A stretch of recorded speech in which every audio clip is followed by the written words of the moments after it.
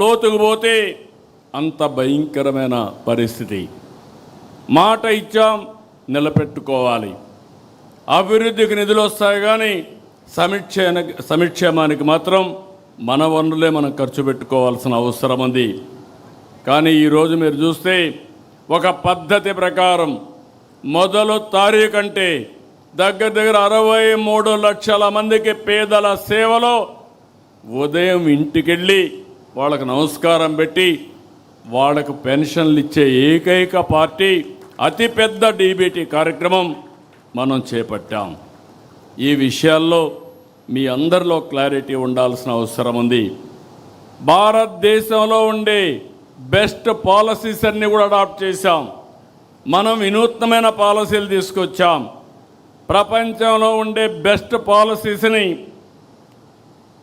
అక్కడుండే capacity building అలాంటివన్నీ నేర్చుకోవడానికి మొట్టమొదటిసారిగా సింగపూర్కి 6 మంది మంత్రులను పంపించాం. ఎందుకంటే మనందరం గుర్తుపెట్టుకోవాలి, మనం ఏదో కష్టపడడం కాదు, తెలివితేటలతో కష్టపడాలి. ఎక్కడ బెస్ట్ పాలసీస్ ఉంటే అవన్నీ తీసుకురావాలని చెప్పి ముందుకు పోయాం. ఇవన్నీ మనం చేస్తూ నేను ఒకటే కోరుతున్నా, మనం చేసిన మంచినే కాదు, అనునిత్యం ఈ పనిలో మనం అనుసంధానం కావాలి.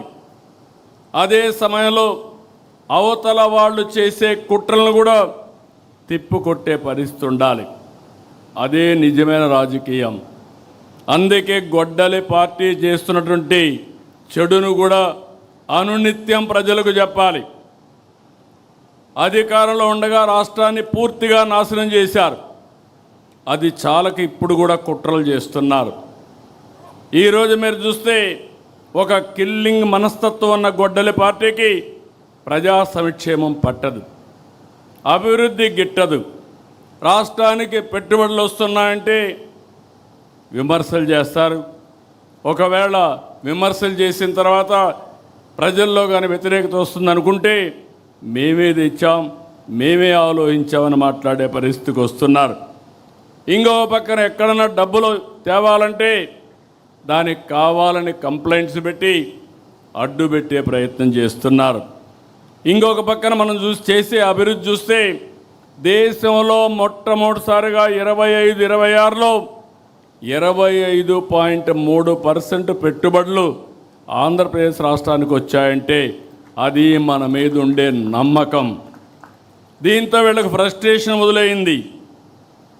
ఎక్కడికక్కడ నిధులు రాకుండా తప్పుడు ఫిర్యాదులు చేయడం, కోర్టులో పిటిషన్లు వేయడం, ఈ కుట్రలకు కుతంత్రాలకు కాలం చెల్లింది. సమర్థవంతంగా ఎదుర్కొనే శక్తి ఎన్డీఏ గవర్నమెంట్కి ఇక్కడ ఉంది.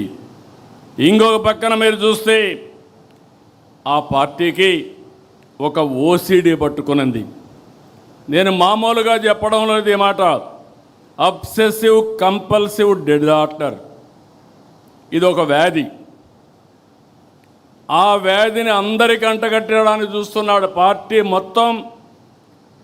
అబ్సెసివ్ కంపల్సివ్ డిజార్డర్ అది ఈరోజు క్రెడిట్ చోరీ డిజార్డర్గా కూడా తయారైన అందులో భాగమే ఇది. మీరు అందరూ అనుకుంటున్నారు ఒక జబ్బు ఉండే వ్యక్తి, చాలామందికి మెంటల్ ఇల్నెస్ వస్తూ ఉంది. ఇప్పుడు ఆ మెంటల్ ఇల్నెస్లో భాగమే ఓసీడీ. అలాంటి వాళ్ళకు ఏది పట్టుకుంటే అదే, దేన్ని లెక్క పెట్టుకోరు. వాళ్ళ ఆశయాలకు అడ్డంగా ఎవరైనా వస్తే ఎంతకన్నా తెగాయించే పరిస్థితి వస్తుంది. వాళ్ళని ఇదే మరిగా మనం వదిలేస్తే ఇప్పుడు జరిగిన సంఘటనలు కూడా మనం గుర్తుపెట్టుకోవాలి. మనం వదిలిపెడితే దేశానికి స్వాతంత్రం తేవడానికి మేమే ఆలోచించామని కూడా చెప్తారు. అది నమ్మతారని కాదు, వాళ్ళ మనస్తత్వం. ఇంకో పక్క మీరు గుర్తుపెట్టుకోవాలి, సింధూరుకు కూడా డ్రోన్ ఆలోచన నేనే ఇచ్చానని చెప్పే పరిస్థితికి వస్తారు. ఫేక్ ప్రచారంతో ఒక పటిష్టమైనటువంటి యంత్రాంగాన్ని ఎస్టాబ్లిష్ చేశారు. వీళ్ళు మాట్లాడతారు, వాళ్ళ పేపర్లో పబ్లిసైజ్ చేస్తారు, సోషల్ మీడియాలో విస్తృతంగా ఈ ఫేక్ ప్రచారాన్ని చేసి కడాన మనకు కూడా అనుమానం వస్తుంది. ఏంట్రా ఏమైనా జరిగిపోయిందా అని ఆ పరిస్థితి తెస్తారు. మీరు చూడండి, పదే పదే ఎందుకు చెప్తున్నానంటే, నేనే ముఖ్యమంత్రి, బాబాయ్ హత్య, వివేకానంద రెడ్డి. నిద్రలేశాను, న్యూస్ వచ్చింది సాక్షిలో, వివేకానంద రెడ్డి గారు చనిపోయారు. ఇమ్మీడియట్గా నేను బాధపడ్డా, ఒక మంచి వ్యక్తి చనిపోయాడు అనే బాధ కలిగింది. నా పక్కన ఐజీ ఇంటెలిజెన్స్ ఉన్నాడు, డీజీపీ ఉన్నాడు, సీఎంఓ ఉంది, ఎమ్మెల్యేలు ఉన్నారు, ఎంపీలు ఉన్నారు, మంత్రులు ఉన్నారు, హోమ్ మినిస్టర్ ఉన్నారు. ఎవరు కూడా నాకు బ్రీఫ్ చేయలేకపోయారు, బిజీగా ఉన్నాం. ఆయన కూతురు ఆ రోజు అడిగింది, ఇది కేస్ స్టడీ మాత్రం మీకు అందరికీ, కూతురు అడిగింది, నాకు అనుమానం ఉంది, ముందు పోస్ట్ మార్టం చేయాలంటే అప్పుడు పోస్ట్ మార్టానికి పంపించాం. పోలీసుల్ని పెట్టుకొని సాక్ష్యాలు తారుమారు చేశారంటే, సాక్ష్యాలు లేకుండా చేశారంటే ఎలాంటి వాళ్ళో మీరు గుర్తుపెట్టుకోవాలి. పోస్ట్ మార్టంకి వెళ్తే షాకింగ్ నిజాలు. గొడ్డలతో తలంతా ఇచ్చేస్తే మొత్తం రక్తం వచ్చి కుట్లేసి అంత్యక్రియలు పంపించే పరిస్థితికి వచ్చారు. రూమ్ అంతా లాగారు, బెడ్రూమ్ అంతా కూడా బెడ్ మార్చలేకపోయారు, కానీ బెడ్ అంతా రక్తం, గోళ్ళంతా రక్తం కడిగారు, కానీ ఆ మరకలు చెడపలేకపోయారు. అక్కడి నుంచి సాయంత్రం డ్రామా మారిపోయింది. ఆ డ్రామాను మీరు చూసే సాయంత్రానికి నా తండ్రి చనిపోయాడు, ఆ రోజు చంపేశారు, ఇప్పుడు ఒకే దిక్కు పెద్ద దిక్కు మా చిన్నాన్న, ఆయన్ని కూడా చంపేశారు, పెద్ద దిక్కు కోల్పోయాను. వాళ్ళ చెల్లెలు నమ్మింది. మీరు గుర్తుపెట్టుకోవాలి, it is not that easy. ఇలాంటి ఓసిడి జబ్బుండే వాళ్ళు ఏం చేస్తారనే దానికి ఇది ఒక ఉదాహరణ మాత్రం. నమ్మితే తెల్లవారి నిద్రలేస్తే ఆ రోజు మాట్లాడలేదు, తెల్లవారి నిద్రలేస్తే సాక్షి పేపర్ చూస్తే నా చేతిలో కత్తి పెట్టి నారాసుర రక్త చరిత్రని నా మీద పెట్టేసే పరిస్థితికి వచ్చారు. అదే రోజు మీరు గుర్తుపెట్టుకోవాలి, ఇవన్నీ బయట వస్తాయని కోర్టుకు పోయి, హైకోర్టుకు పోయి స్టే ఆర్డర్ తీసుకొచ్చారు, ఎవ్వరూ మాట్లాడకూడదని గ్యాగ్ ఆర్డర్స్ తీసుకొచ్చారు. అక్కడి నుంచి సానుభూతి పొంది ఎన్నికల్లో గెలిచారు. గెలిచిన తర్వాత వాళ్ళ చెల్లి అడిగితే మరిచిపోమన్నారు. అక్కడి నుంచి ఆ అమ్మాయి రోడ్డు మీద పడి ఇప్పటికి కూడా పోరాడుతూ ఉంది.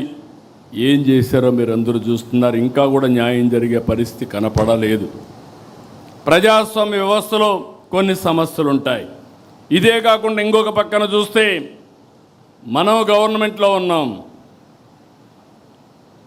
ఒక కార్యకర్తను కారుతో తొక్కించి కడాన తను చనిపోతే హాస్పిటల్ పంపిస్తే, మనం ఆ హాస్పిటల్ పోయే లోపల చనిపోతే తిరిగి ఆ నెపం మన మీద వేసే పరిస్థితికి వచ్చారు. అక్కడ కూడా మీరు గుర్తుపెట్టుకోవాలి, ఎవరైతే భార్య ఉందో ఆ భార్యను పిలిపించి మన మీద ఆరోపణ, ఏదైతే తను బతికించడానికి 104 అంబులెన్స్ ఉపయోగించామో ఆ అంబులెన్స్లో పోలీసు వాళ్ళు చంపేశారని తిరిగి మన మీద ఆరోపణ చేసే పరిస్థితికి వచ్చారు.